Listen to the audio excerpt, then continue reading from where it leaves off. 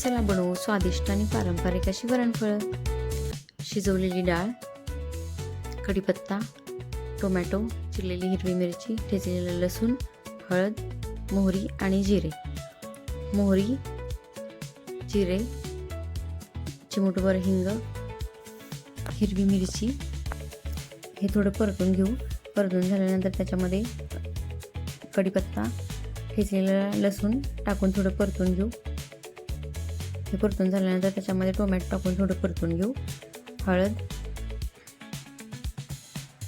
आता याच्यामध्ये शिजवलेली डाळ टाकून घेऊ.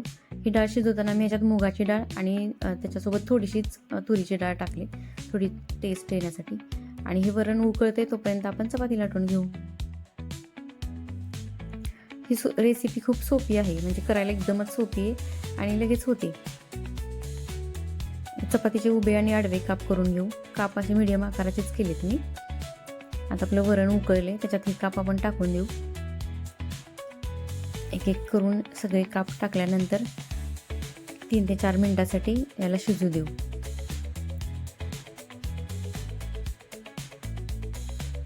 झालीत बघा आपली वरणफळं शिजलीत, किती मस्त झालीत बघा.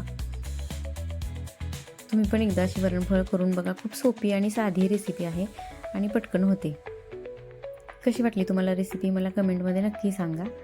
लाईक करा, शेअर करा आणि सबस्क्राईब करा.